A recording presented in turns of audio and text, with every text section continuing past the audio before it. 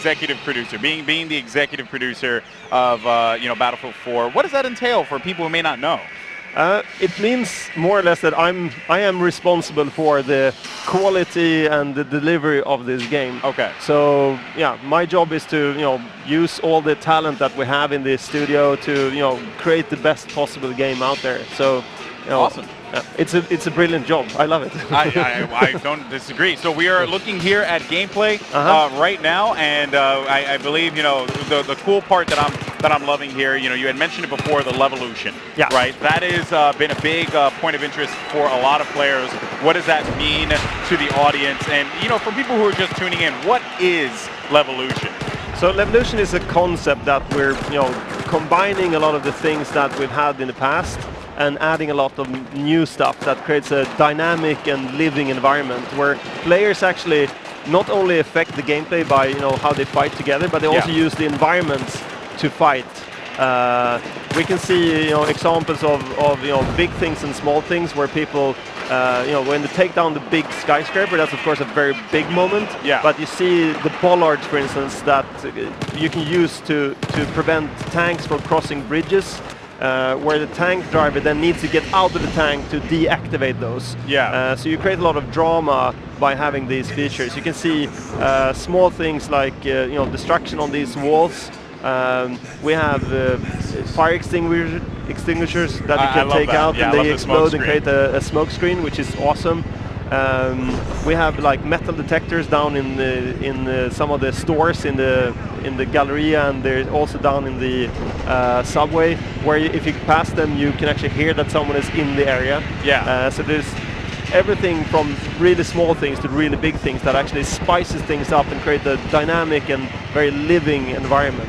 Yeah, and as we see right here, once again, hopping back to some chopper gameplay, we saw some tank action as well. But Alpha 2 here is just tearing it apart right now. Really good chopper pilot. Yeah, and I'm actually quite surprised too, because these are just people who are coming from the convention floor. Yeah. They're not, doing anything. They're not like, well, some of them are diehard Battlefield fans, without a doubt. But I think the cool part is just Joes that are playing the game and having a blast. So I do want to ask you a little bit about the various forms of combat. He's going for C now. This is interesting. He will try to tear them down. This is really cool. So he's trying to take them down from the top from the here. chopper. They thought they were safe because they're at the top of the building. But you're never not safe. so much.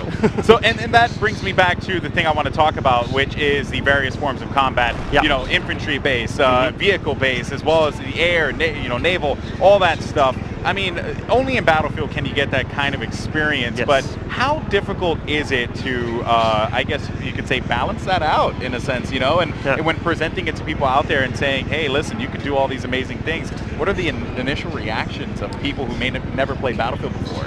I think that's the great thing about Battlefield, that you can play it in so many different ways. So it doesn't really matter who you are as a player. You can always find your role on the battlefield. Either you're just playing as a supportive person where you help your team to win, or you can be a very offensive person to go hardcore lone wolf, full infantry action. But you can also be a dedicated chopper pilot like this guy, who's apparently he's never giving up. Apparently, never give up, never surrender. We have very dedicated tank drivers. We have dedicated, we're adding a lot of boats to the game now, ships and boats. So people will get very good at that as well. And then on top of that, we're adding commander mode, which means that you have a strategic layer on top of the whole game, where people can actually take care of the full team and help them and give them assets and provide support for the team. You see the bollards are up here. They cut back. So just looking at how we toggle between players, we can see that all of them are playing the game in a slightly different way, which is exactly what the game is designed to be. Yeah, I mean, as you cycle through the players, you saw there was tank action, there was some helicopter pilots, there was a lot of infantry, which is what I like to do. I like to get down on the ground pound, and rush the objective, push the objective. That's what I'm all about. So, and look at this here, actually, is one player. He's at the top of the skyscraper here, and this is a cool thing, right? Because in the last match we saw, this skyscraper did not last very long. Okay. It was taken down quite quickly, and that guy went jumping off the building. That's awesome. You can parachute. So that adds another element of Yes. just gameplay, you know, Oops, because thank- that elevated, right? Now it's elevated. It's not brought down, but when it's brought down, though, then the sea territory becomes, the sea flag becomes Yes. a much different area. And, Yeah. and now when in, I guess, developing this game, the DICE guys and all that, what was the theory behind the Levolution? Like, why do this? Why change the map? Why reinvent the wheel? I think it lies in the nature of Battlefield that you want the environment. You know, games tradition has been very static and very stale, and the gameplay has been kind of suffering from that because you can easily lock down a map if you know exactly how it's going to play and what it's going to be about. But if you add these layers, you know, the Levolution layers with destruction and different variables that changes the map and changes the environment. Yeah. Players can actually use that in a very tactical way.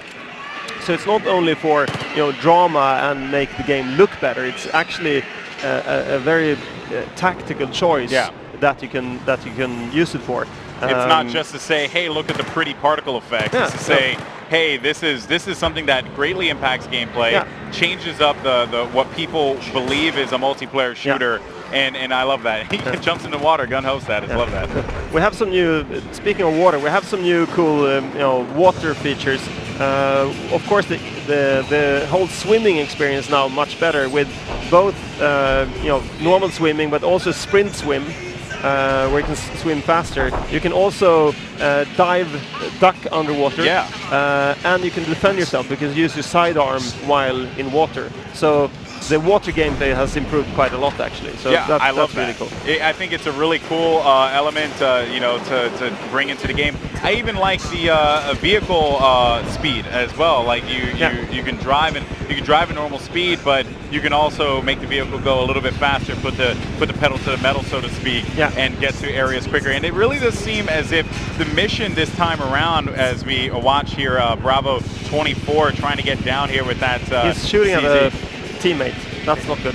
I think no, I don't know. I think they're enemies. Not entirely sure. No, they're the blue tags are your teammates. So. Ah, okay. Well, but here's the thing. Just in talking about this, what I guess in regards to speeding up the action, right? Because everyone was always like, yeah, Battlefield's great. It's a fun game, but sometimes it does take a little while to dive into things, right? Yeah. This time around, it seemed like you had a mission. And that mission was speed the game up, make it enjoyable. Were those things, is that critical for you guys moving forward into growing the franchise? Yes, very much. As you can see, we changed the whole user interface, the whole spawn screen, the whole kill-death loop is vastly enhanced. So that's definitely a big part of. Oh, here we it's go. Going down. Here we go. And we knew it was going to happen. The skyscraper's got to go down. Everyone's down with it. Look at this here. The carnage and chaos it just brings. Whoa. Now, this changes up the entire gameplay, right, Patrick? Because you can see the wave. And the wave goes through. Now there's dust all across the map, which is going to make visibility very difficult. Yes. But now C is going to be down at the bottom as well. So the pilots will now have a very different environment to fly in, and only the most skilled pilots will be able to cope with this environment.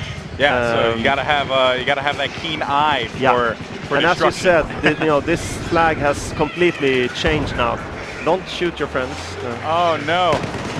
Actually no, they're green. That's your squad. Yeah. Okay. So I think, but regardless of the fact, though, I mean, it seems as if there's a lot of cool gadgets to play around with. Had a good time actually messing around with the with just like the customization, right? And I think it's kind of telling that you guys added a lot of things to it, like the canted sight. I love that, right? I've never really seen that in a game before. I saw it in the single player. Didn't think it was going to make its way to multiplayer. You guys pleasantly surprised me with that one. Yeah, there's some really cool features if you go deeper into the game. Again, looking at the customization, there's a lot of things going on there. With you can now select different knives, for instance. You can add more attachments to your guns. Like canted scopes. You can have flip-up optics, for instance, which is really cool. We have the whole Chinese army, which adds a lot of variation to both the guns and the gadgets, and of course the vehicles. You can see some really cool Chinese vehicles in here. There's a lot of so variety. many things. There's so many new things in the game that you will notice after playing the game for some time. We know that people, when they play Battlefield, they spend a lot of hours in it. So you don't want the game to be too shallow. You want to have this depth that you can figure out as you go along. Yeah, and when I'm looking at the action and all that stuff that's going on, you can see how dramatically different things have been have changed because of the levolution mechanic that is in the game. This pilot right now dealing with a lot of dust, a lot of debris. Visibility is not as on point as it was prior. And oh man, look at this here, going to be coming down to this tank right there. Nice play by Alpha 02, as he's going to have to scale up on this one. But yeah, so I think that is a pretty cool, mechanic, that levolution thing. It really does change the scope of the game itself, and really, I guess, adds variety. Oh, that sucks. Down. Now, the other thing I want to ask you about is commander mode. Yes. Why bring it back?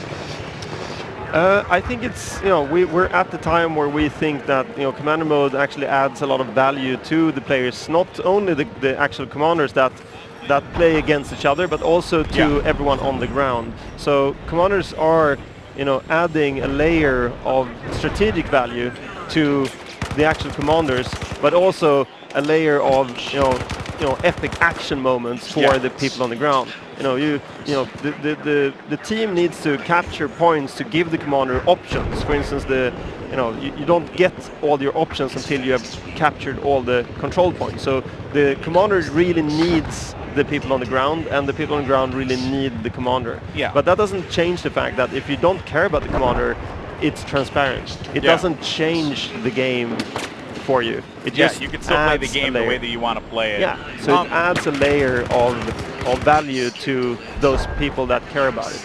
And then one of the other points that I was particularly taken away by was the use of the commander mode on tablet.